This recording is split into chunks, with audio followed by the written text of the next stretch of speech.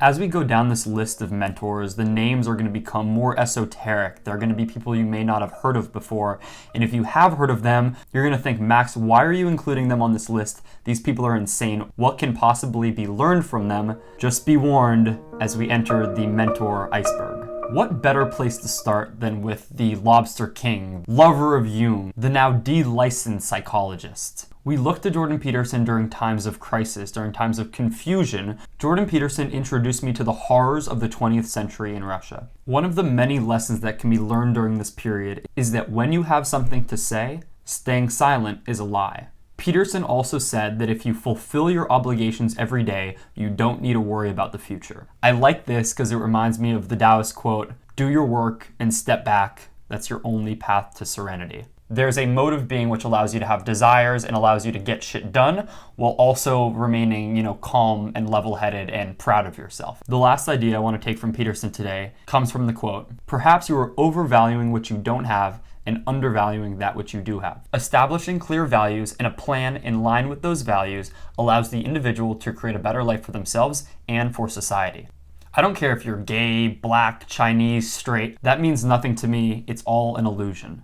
Who said this? Can anyone guess? Hands? You? Joe Rogan, you are someone that I've been listening to forever. And I just want to say thank you because I think you've been a great mentor to me. It's not the color of one's skin that matters, but the content of one's character. I would say if I had to, create a list of my mantras or things that I truly believe in that I know are true, that might be up there at the top. He also said that the universe rewards hustle. We're going to see this as a recurring theme that, hard work pays off. When you see that there's an overlap in values among the people that you respect, I think it's easier to take those values as good advice since so many people agree on them. And then lastly, if you ever start to worry, just remember that we're talking monkeys on an organic spaceship flying around the solar system, flying throughout the universe. It takes away some of the worries of your day-to-day life that maybe you feel.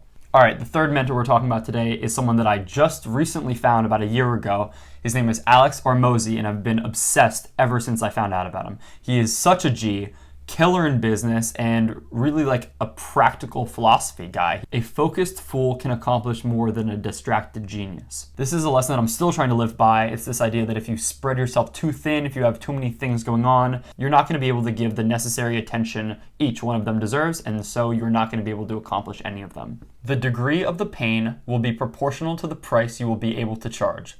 When they hear the solution to their pain, and inversely what their life would look like without this pain, they should be drawn to your solution. I have a saying I use to train sales teams. The pain is the pitch. If you can articulate the pain a prospect is feeling accurately, they will almost certainly buy what you are offering. A prospect must have a painful problem for us to solve. Clearly, this quote is more business and sales oriented, but I think it also touches on an aspect of human psychology and being able to truly understand the person who you're sitting across from. By understanding their desires and their pain points, you're able to more accurately sell to them, manipulate them, whatever, have a deeper connection with them. And I was going to touch on this part at the end, but I think it's important to remember that you can have different mentors for different things. Like I might have Hormozi as a mentor for business and sales. I might have Rogan as a mentor for curiosity. I might have Peterson as a mentor for, for intellectual discovery. And this next person I really just have as a reminder that I'm not working hard enough.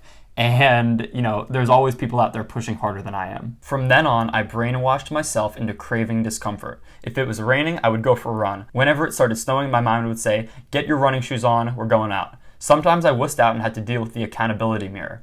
But facing that mirror, facing myself, motivated me to fight through uncomfortable experiences, and as a result, I became tougher. And being tough and resilient helped me meet my goals. No one is going to come help you. No one is coming to save you. David Goggins, you're such a G. I gotta get on your level. All right, now we bring up a man that maybe is below a lot of people's radar, just maybe not have heard of him. He's been on Joe Rogan before, and I kind of want to just play a couple clips from him because I think he's just a really smart, practical philosopher. These are the people that, interest me. I don't believe in this model anymore of trying to focus your life down on one thing. You've got one life, just do everything you're going to do. And that's why when you look at the greatest artists and creators, they have this ability to start over that nobody else does. Like Elon will, be called an idiot and start over doing something brand new that he supposedly is not qualified for. Or when Madonna or Paul Simon or U2 come out with a new album, their existing fans usually hate it because they've adopted a completely new style that they've learned somewhere else. And a lot of times they'll just miss completely. So you have to be willing to be a fool and kind of have that beginner's mind and go back to the beginning to start over. And if you're not doing that, you're just getting older. People that have frameworks that allow you to build a better life interest me. It's a form of practical philosophy. And then you see that these people oftentimes have been extremely successful in whatever field they've devoted their lives to. The Buddha, I gotta include you on the list. I'm sorry, bro. But there's so many great quotes from you. One I just want to talk about, since it's on the top of my head, is that anger is like a hot coal that you're holding and trying to throw at someone. But really, in doing that, you just burn yourself. Like, I was mad about something earlier today, and I remembered that quote, and I was like, why am I holding on to this hot coal? I just let go of it. I just dropped it. And I was like, what was I even doing holding on to that? Another great one is, what is the value of holy words? It matters about your actions. Anyone can say anything. Action and consistency matters. Words and meditation pale in comparison to the effect that seeing yourself actually do the right things has on your mind. That's why I always say there's no better feeling than doing what you know you should. Okay, and the last mentor on our list, one that I really don't like as a person. I don't really respect him, but I think he's divisive and arrogant and inappropriate. But there is one quote that I found from his book, The Art of the Deal, that I really thought was interesting, because my parents and people around me have, if they're more liberal, have mocked Donald Trump. They've gone like, it's the most perfect thing in the world. It's stupendous. It's the greatest thing that's ever going to be done. It's the greatest in the world. And you hear that and you're like, all right, this guy's stupid, right? He's, he can't say anything more descriptive than that. But look at this quote. Look at this quote. This is so interesting. He says, in the book, The Art of the Deal, he says, "The final key to the way I promote is bravado. I play to people's fantasies. People may not always think big for themselves, but they can get extremely excited by those who do. That is why a little hyperbole never hurts. People want to believe that something is the biggest, the greatest, and the most spectacular." So what is this book written in the 80s or 90s? He's doing this on purpose. Like, a lot of people can't understand the, intellectual, deep in the weeds arguments of Jordan Peterson, but they can understand that when something is the most spectacular, the biggest, or the greatest. So understanding your audience and understanding what resonates with them is something that you can learn from Donald Trump, as crazy as that is for me to say. And this goes to a meta point about picking mentors and about, creating a mental framework in which you can use to navigate the world. Why do we have to only have mentors that we 100% agree with? What I do is separate the good part about people from the bad part about people. Why are we not able to emulate the good things, the things that we respect about someone, and then just not incorporate into our lives the things we don't respect about them? We can even openly condemn them for that.